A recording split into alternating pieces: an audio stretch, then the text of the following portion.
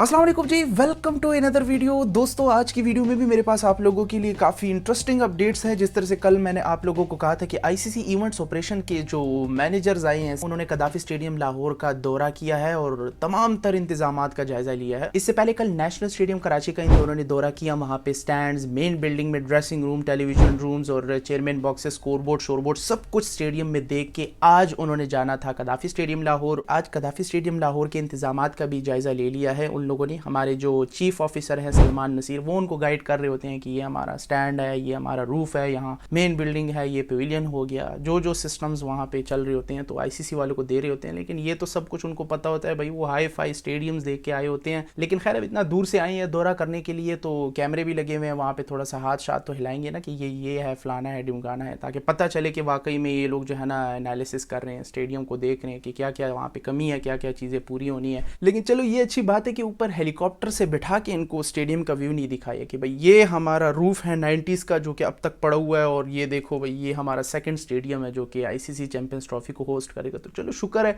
Stadium में ही घुस के इधर उधर की चीज़ें, स्कोर बोर्ड वगैरह, स्क्रीन्स वगैरह सब कुछ देख के ही बस नोट डाउन कर लिया होगा, क्योंकि भाई आगे बहुत कुछ होना है। ये जितनी भी रिपोर्ट्स ये लोग कलेक्ट कर रहे हैं ना, ये फिर आगे जाके आईसीसी को देना है। आईसीसी फिर जाके इन सब को फॉरवर्ड कराएगी, ये जितनी भी टीमें हैं इनको दिखाएगी कि भाई ये पाकिस्तान के स्टेडियम्स है, आप लोग क्या कहते हो, अपनी अपनी अप्रूवल दे दो।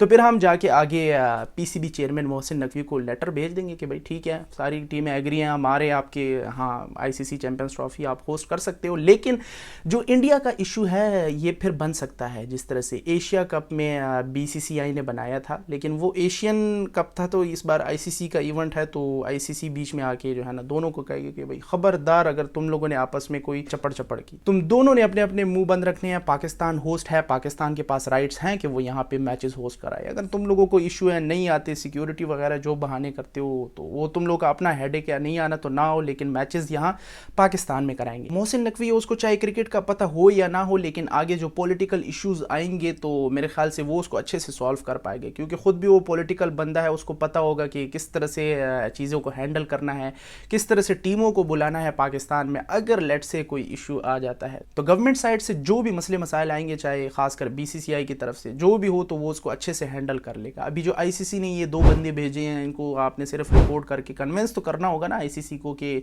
वाकई में पाकिस्तान के जो स्टेडियम्स हैं वो अभी भी इस हालत में है कि हम इवेंट होस्ट कर रहे हैं चैंपियंस ट्रॉफी का। तो इसलिए ये कन्विंस करने के लिए ये सारा डेटा वगैरह जा रहा है यहाँ से।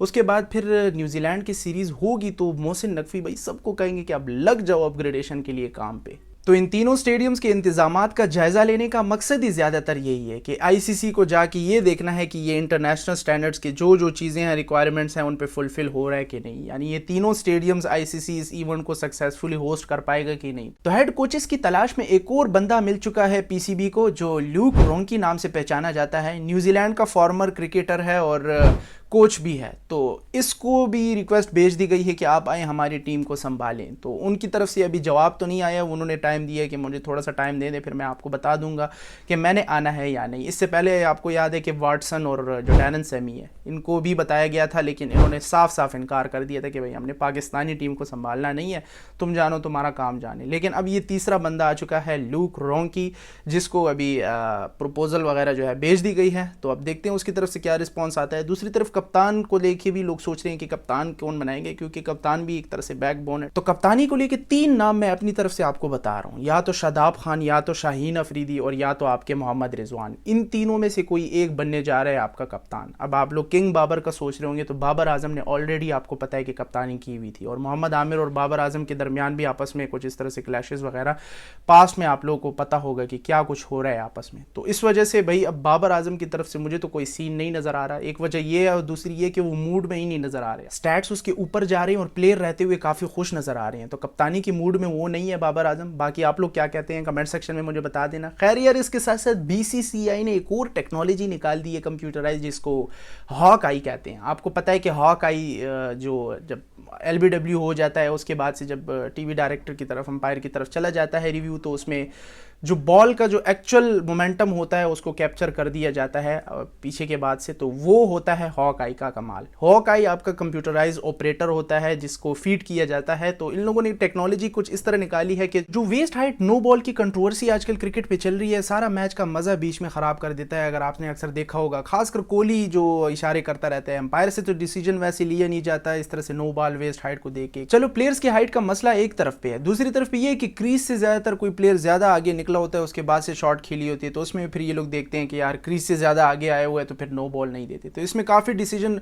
गलत हो जाते हैं जो कि काफी असरअंदाज होता है मैचेस पे। इससे पहले कोहली ने, अगर आपको याद होता तो कई बार अंपायर को इस तरह से इशारा दे कि नो बॉल लेके जो है ना मैचेस, काफी मैचेस इस तरह से जीते गए हैं नो बॉल से। तो इस मसले के लिए इन लोगों ने हॉक आई की टेक्नोलॉजी निकाली हुई है, जिसके लिए बीसीसीआई ने एक अलग से टीम बनाई है जो कि तमाम थर खिलाड़ियों का जो है ना साइज मेजर कर लेते हैं, जितना भी लेंथ होता है लंबाई में 1.70 जितने भी सेंटीमीटर हो, उसका डेटा तमाम तर कलेक्ट कर लेते हैं प्लेयर्स का। उसके बाद जाके इसको फीड कर दिया जाता है इस ऑपरेटर्स के अंदर। तो फिर जाके जो भी जिस प्लेयर का इशू आएगा वेस्ट हाइट का, तो वो जो ऑपरेटर है वो जाके चेकआउट करेगा डेटा को, और इस हिसाब से फिर जाके हॉक आई की मदद से नो बॉल को मेजर किया जाएगा कि ये नो बॉल है या नहीं है। तो बहुत ज़बरदस्त टेक्नोलॉजी इन लोगों ने निकाल दी है। तो अब आगे हमारे जो है ना लड़ाई झगड़े थोड़े से कम हो जाएंगे क्रिकेट में। इसके साथ साथ दूसरी तरफ कुछ कैमरे भी इन लोगों ने इन्हांस कर दिए हैं, मतलब बढ़ा दिए गए हैं कि मज़ीद और कैमरेज इन लोगों ने डिफरेंट एंगल्स पे लगाना शुरू कर दिए हैं, ताकि जो रिप्लाई वगैरह हो तो वो भी हमें ज़्यादातर आसानी से मिल जाए डिफरेंट एंगल से। क्योंकि अक्सर जो है ना बाउंड्रीज़ पे जाके छक्का है या नहीं है उसका भी काफ़ी इशू चलता है। तो बीसीसीआई ने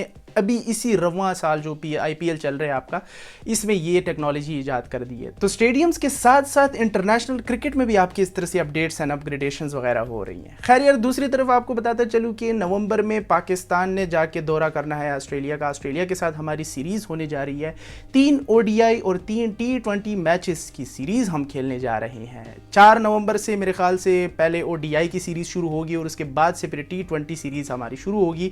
ऑस्ट्रेलिया का दौरा करना है नवंबर में। और इसके अलावा एक और खबरें कुछ इस तरह से आ रही हैं कि इंडिया और पाकिस्तान के दरमियान भी सीरीज होने जा रही है, जो कि ऑस्ट्रेलिया ने होस्ट करना है। और उन लोगों ने इजहार भी कर दिया है कि हम लोग भाई मानते हैं पाक और इंडिया का जो टाकरा होता है हर सीरीज में जो है ना काफ़ी लोग आते हैं, तो हम लोग एक्सेप्ट करते हैं। तो ऑस्ट्रेलियन बोर्ड की तरफ से पॉजिटिव रिव्यू आया है कि पाक और इंडिया के दरमियान जो सीरीज होगी वो हम होस्ट करेंगे, लेकिन इस साल नहीं। इस साल शेड्यूल काफ़ी बिजी रहा है ऑस्ट्रेलिया का, तो उन्होंने कहा है कि अगले साल हो सकता है कि हम पाक और इंडिया की सीरीज भी करा लें। तो वाह यार, मज़ा आएगा, क्या क्राउड आएगा। और तो आप लोग अच्छे से जानते हैं कि पाक और इंडिया के दरमियान जो मैच होता है वो किस तरह से होता है। तो आज तक के लिए यही अपडेट्स हैं। वीडियो को लाइक कर ले। मैं मिलता हूँ आपसे अगली वीडियो में। अपना ख्याल रखिएगा और अपने इस चैनल का भी। अल्लाह हाफिज़।